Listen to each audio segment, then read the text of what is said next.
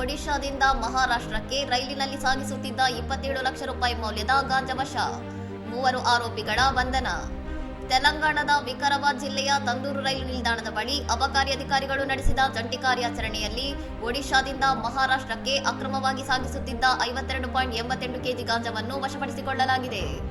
ವಶಪಡಿಸಿಕೊಳ್ಳಲಾದ ಗಾಂಜಾದ ಅಂದಾಜು ಮೌಲ್ಯ 27 ಲಕ್ಷ ರೂಪಾಯಿಗಳಾಗಿದ್ದು, ಈ ಕೃತ್ಯದಲ್ಲಿ ಭಾಗಿಯಾಗಿದ್ದ ಒಡಿಶಾ ಮೂಲದ 3 ವ್ಯಕ್ತಿಗಳನ್ನು ಅಧಿಕಾರಿಗಳು ಬಂಧಿಸಿದ್ದಾರೆ.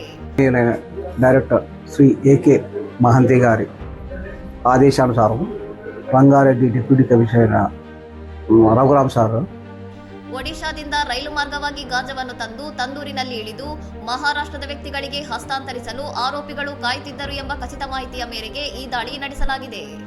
ಆರೋಪಿಗಳು ಹೊತ್ತೊಯ್ದಿದ್ದ ಬ್ರೀಫ್ ಕೇಸ್ಗಳನ್ನು ತೀವ್ರ ತಪಾಸಣೆಗೆ ಒಳಪಡಿಸಿದಾಗ ಒಳಗೆ ಪ್ಯಾಕೆಟ್ಗಳಲ್ಲಿ ಅಡಗಿಸಿಟ್ಟಿದ್ದ ಭಾರಿ ಪ್ರಮಾಣದ ಗಾಂಜಾ ಪತ್ತೆಯಾಗಿದ್ದು, ಇದನ್ನು ಸಾಗಿಸಲು ಅವರಿಗೆ ತಲಾ 10,000 ರೂಪಾಯಿ ನೀಡುವುದಾಗಿ ಭರವಸೆ ನೀಡಲಾಗಿತ್ತು ಎಂದು ತಿಳಿದುಬಂದಿದೆ. ಬಂಧಿತರನ್ನು ಒಡಿಶಾ ಮೂಲದ ಮಧು ಪ್ರಧಾನ್, ಸಿಂಬಾ ಸಹಕ್ ಮತ್ತು ನೀಲ್ ಮಂಡಲ್ ಎಂದು ಗುರುತಿಸಲಾಗಿದ್ದು, ಎಲ್ಲರನ್ನೂ ಹೆಚ್ಚಿನ ವಿಚಾರಣೆಗಾಗಿ ತಾಂಡೂರು ಅಬಕಾರಿ ಠಾಣೆಗೆ ಹಸ್ತಾಂತರಿಸಲಾಗಿದೆ. ವಿಶೇಷ ಕಾರ್ಯಪಡೆ ಸಿ ತಂಡ, ರಂಗಾರೆಡ್ಡಿ ಜಾರಿ, ವಿಕಾರಾಬಾದ್ ಜಿಲ್ಲಾ ಕಾರ್ಯಪಡೆ ಹಾಗೂ ತಂದೂರು ಅಬಕಾರಿ ಠಾಣೆಯ ಅಧಿಕಾರಿಗಳು ಮತ್ತು ಸಿಬ್ಬಂದಿ ಈ ಯಶಸ್ವಿ ಕಾರ್ಯಾಚರಣೆಯಲ್ಲಿ ಜಂಟಿಯಾಗಿ ಪಾಲ್ಗೊಂಡಿದ್ದಾರೆ.